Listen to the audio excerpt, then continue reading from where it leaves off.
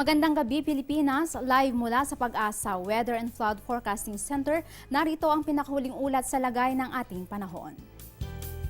Bagyong Ferdy patuloy ang pagkilos patungong west-northwest. Huli itong namataan sa layong 780 kilometers silangan ng Apari, Cagayan. Taglay ang lakas na hangin aabot sa 185 kilometers per hour at pagbugsong aabot sa 220 kilometers per hour. Nakataas pa rin ang Tropical Cyclone Warning Signal number 1 sa Ilocos Norte, Apayao, Cagayan, Abra, Kalinga at Northern Isabela. Kabilang rin dito ang Batanes at Babuyan Group of Islands. West-northwest ang direksyong tatahakin ng Bagyong Ferdy sa bilis na 20 kilometers per hour kaya inaasahang nasa bisinidad na ng Batanes ang bagyo Miyerkules ng umaga. Ayon sa Pag-asa, maliit ang tsansa nitong tatama sa kalupaan pero posibleng maranasan muli ang southwest monsoon sa Southern Luzon at Visayas bukas. Samantala, dalawang tropical depression ang patuloy ring binabantayan ng Pag-asa sa labas ng Philippine Area of Responsibility. Isa sa mga ito ay inaasang papasok sa Philippine boundary sa araw ng Miyerkules.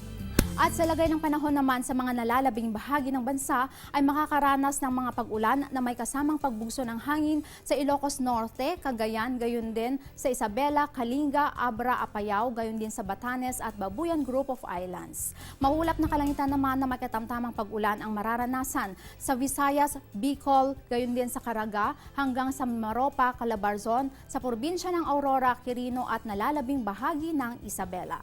Dito naman sa Metro Manila at sa nalalabing bahagi ng bansa ay makakaranas ng maulap na kalangitan na may pulo-pulong pag-ulan, pagkidlat at pagkulog.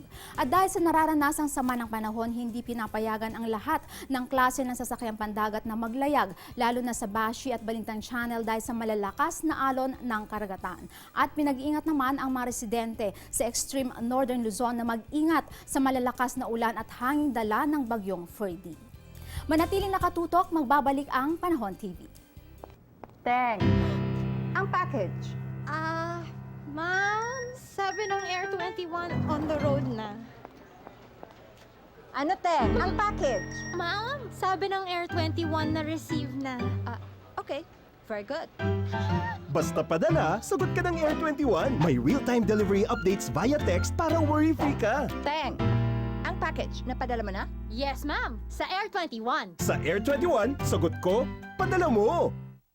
Sa ating astronomical data, bibida ngayong gabi ang waxing gibbous moon. Ito ay makikita kapag ang buwan ay nasa pagitan ng 45 at 90 degrees angle sa mundo at sa araw. Kaya naman makikita natin na lagpas sa kalahati ng buwan ang naliliwanagan at mas kaunti sa kalahati naman ang nababalot ng anino. Ang salitang gibbous ay nangangahulugang mahigit sa kalahati ng buwan ang naliliwanagan at ang waxing naman ay nangangahulugang patuloy ang paglaki ng bahaging naliliwanagan.